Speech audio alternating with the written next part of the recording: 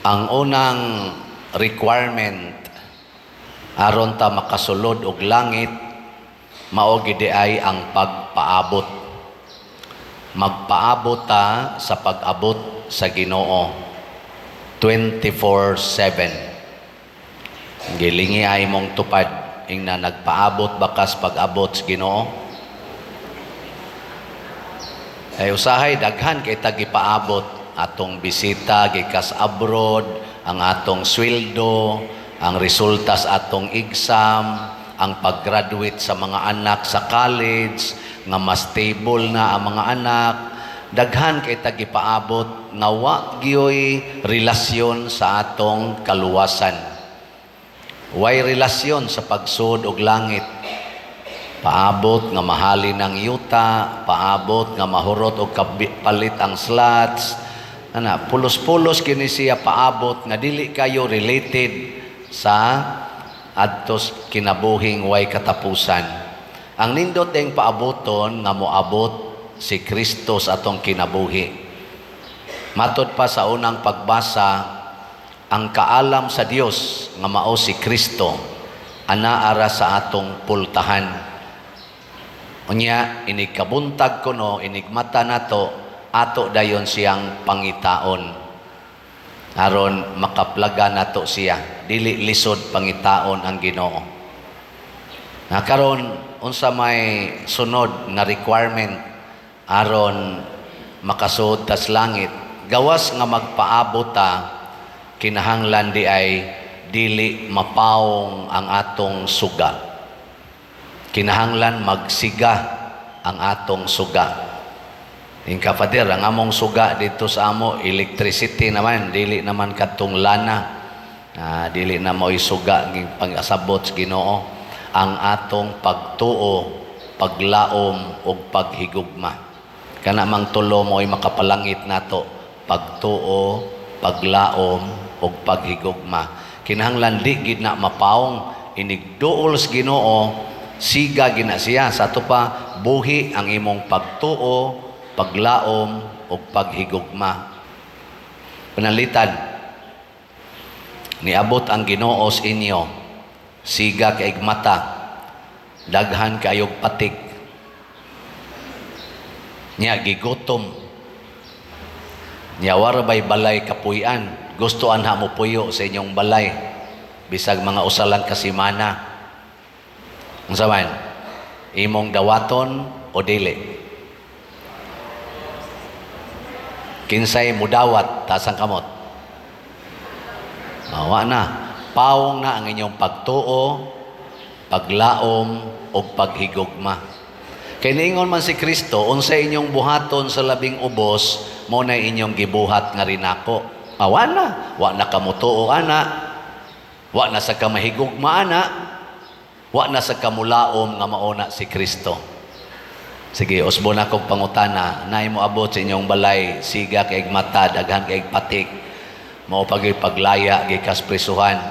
Kinsa may mudawat ninyo, aning klasihas tao, tasa kamot. Sa choir, to ay upat kabuok nga ni isa, dinhi, wa gibisan usa. Ang tawag ninyo sa Ginoo, aning klasihas mga tao, mga danghag. Mga danghag. Foolish. Dili wise. Nagpaabot as Ginoo, pero lahi ang atong gipaabot. Muna, ikaduhang requirements. Nga ikatulong requirements, kinahanglan mukuyog taniya, inig-abot niya, kuyog gidayon. Kay maawahi gali tagamay niya isira ng pultahan, ang Ginoo di na kailan nato. Una inig-abot gid niya, kuyog dayon. Unsa man ning sitwasyon na panalitan, moingon ang Ginoo stage 4 cancer na ka. Unsa man, gusto pa kang maayo o mukuyog na kas Ginoo? Mo struggle pa ka, pakimo pa ka, anatanan, aron maayo ka o mukuyog na kas Ginoo? Kuyog dayon. Ayaw wag tanga ang imong pagtuo. Kay matod pang San Pablo sa ikaduhang pagbasa, bisag mamatay ta basta kuyog nato sa Kristo, mabanhaw ra pud ta ug mukuyog ta niya sa wala nagyoy katapusan. Nya nganong mahadlok man kang mukuyog sa Ginoo, sige magyog kag pakimo diha bisag stage 4 na. Ayaw na lang. No. Mas may pa kanang imong budget pakimo, ipalit tala na nimo og slot. Nga naman, kay pinaagis imong pagpalit og slot, dunay mabulahan nga mga tao nga mao ang simbahan ug ang mga nanginahanglan. Unya, unsa may mahitabo nimo, mabulahan sad ka. Kay matod pas Ginoo, unsay imong gibuhat sa imong isig ka tawo, mao sad nay imong gibuhat nako. Ang sukdanan nga imong gigamit sa imong isig ka tawo, mao sad nay sukdanan nga imong gigamit na akong gamiton nganha kanimo. Nabita ko'y kaila nga dato kay ni siya pero nasakit og cancer, colon cancer niya. Wala, terminal stage na siya.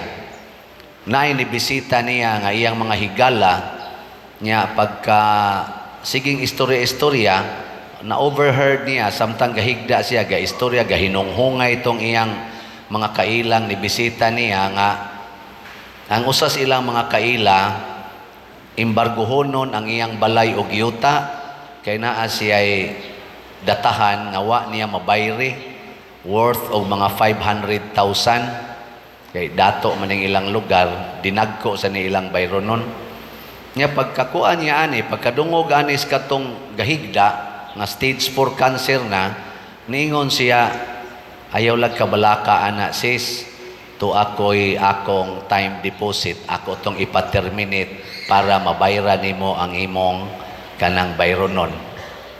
Pagduaw nako didto kay akong gihilugan nakita kay suod man sad mi nakita nako na istorya nako ang pipila nga iyang amiga niya niingon ganitong usa nga dili ko ka tugkad sa gugma aning bayhana namo kay bisag siya hapit na mamatay nakahuna-huna pagyud pagtabang sa among usas among mga close friends nga dunay panginahanglan financial. Kinsa ninyo dinhi nga kanang gailog na kas imong ginhawa nya mohatag pagyud kag 500,000 ta sa kamot.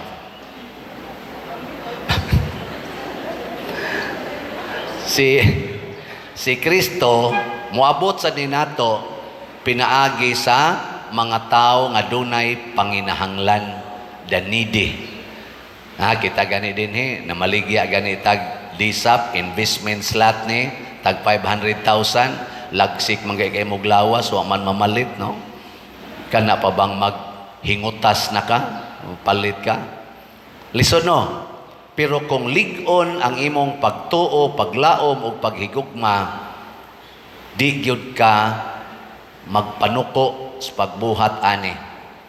So dinhi akong pasalamatan ang tanan nga wa magpanuko o palit og atong slots kadtong holy pads na human nga malampuson kaayo ang atong retreat sa mga pari gikan atong Martes hangtod sa Huwebes mga 2,200 ka mga pari niya ang atong na-contribute gikan dinhi sa atong parokya mga 7,036,000 og dako kay gikatabang dito. Salamat kay ninyo ha. Salamat kayo. Malampuson gyud as in no kami na blessed pod ming mga pari nga dito ni tambong ni adto.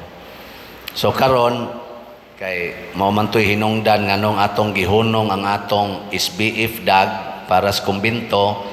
Balik na sa tas SBF dag ganahan pa mo donate para sa kumbento. May nitingog. Okay pa mo? Okay pa.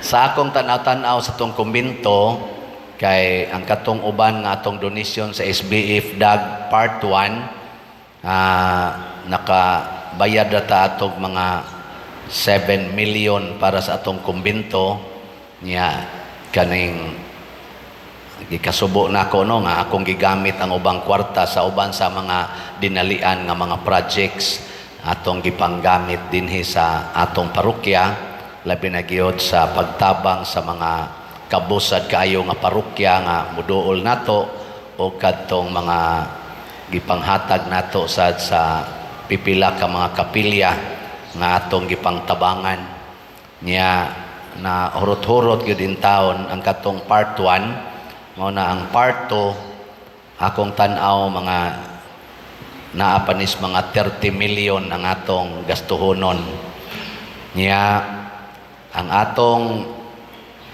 ibaligya karon nga slots 60,000 katag 500 pesos per slot. So good na ta karon hangtod ta mga matay. Bisan lang gog kada semana palit mo usa ka slot, inyong pamilya palit mo usa ka slot. Nya kun arang-arang gid mo pagkabutang duha ka slots ug arang-arang pagyod napo ka slots. Ana kada semana hurot dayon ni.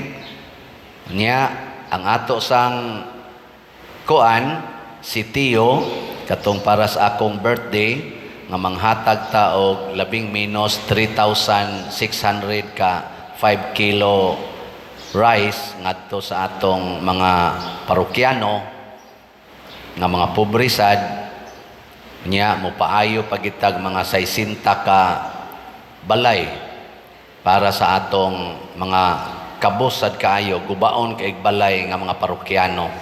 So as of yesterday nahalina na ta sa atong sitio og 15,872 ka slots na pay 24,128 slots available. Salamat kayo ha. Pagkaani kay murag mahurot gitingali ni karong before mag-birthday si Father Siano.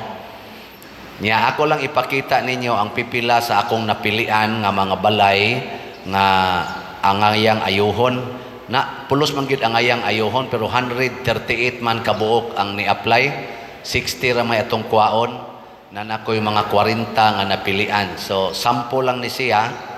Mao na siya mga balay nga atong angay ayohon. Na gyung gubaon gyud kayo ba? Ay mga trapal. Ang katong nay tarong-tarong og bongbong wala sa nako giapil. Ang kanilang yung mga gipangtap-tapan o mga karton, mga nana ba? Ganahan mo mupuyoan ang balaya?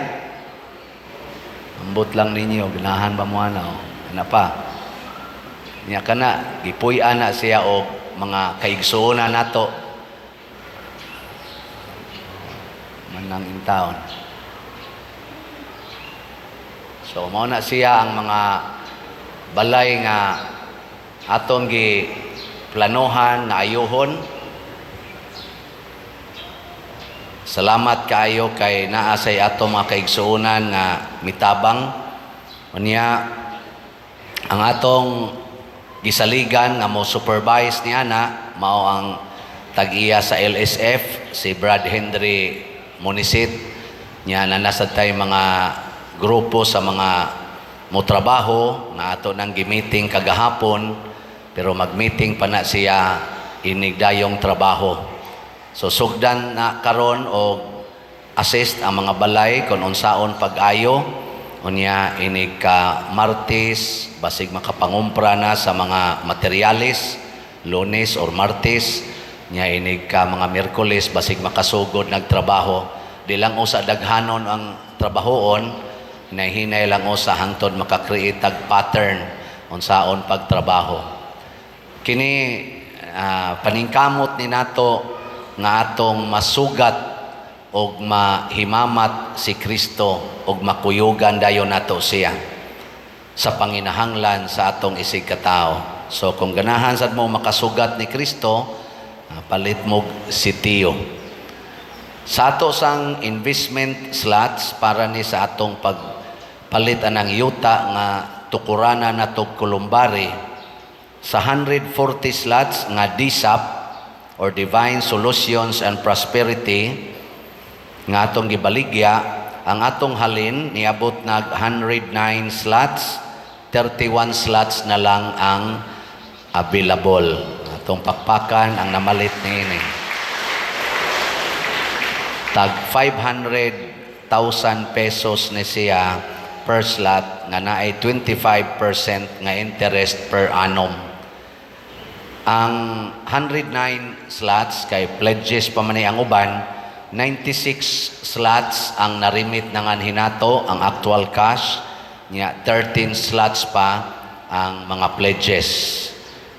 Kining tag 500,000 pesos dili ni siya sayon, pero ang ato mga igsuon na initawag nako ni siya, Father, kanang na ang 500,000 amo unta nang ipa-renovate sa among balay, nya niingon na lang ko sa akong bana nga kung pwede ato lang usa ning ihatag ngadto sa project ni Father Siano, kay sige masatag paminaw niya, total wa man ta maglisod og puyo an itong balay, medyo karaan na lang kaayo, bati na bagnaong kuno ba kinahanglan nang i-renovate nya, ila lang kunong wat-waton lang sad kung makatigom-tigom sila.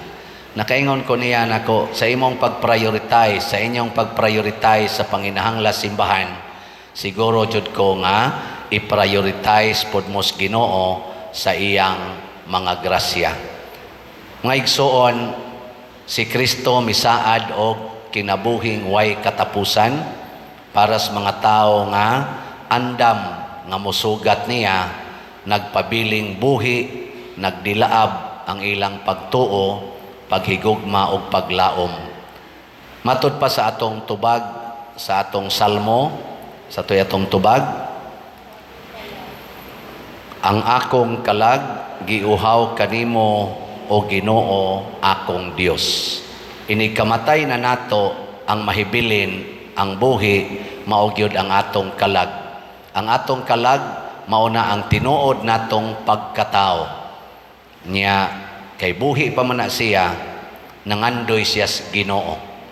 Kasamtang buhi pang atong lawas, sigihan natog hatag o Ginoo ang atong kalag. Aron ini kamatay na sa lawas, kay mamatay magini atong lawas, wa may magpabilin aning buhi, ang atong kalag diretso dayon matud pang San Pablo, sugat sa Ginoo, iisa tangadto sa katinatasan bahin saging harian sa langit.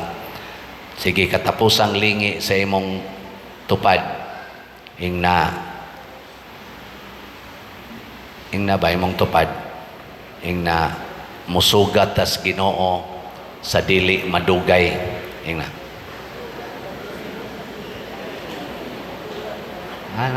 Importante kay na nga makaibaw tang musugat kita sa Ginoo. Basig tuo mo nga dili kita makasugat sa Ginoo, mga matay ra kita. Mao na nindot kayo nga dunay buhi nga pagtuo, paglaom ug paghigugma matag adlaw aron sa dangatong isig katao mahimo sang buhi ang ilang kinabuhi, pinaagis atong paghigugmaay o pagtinabangay. Manindog ta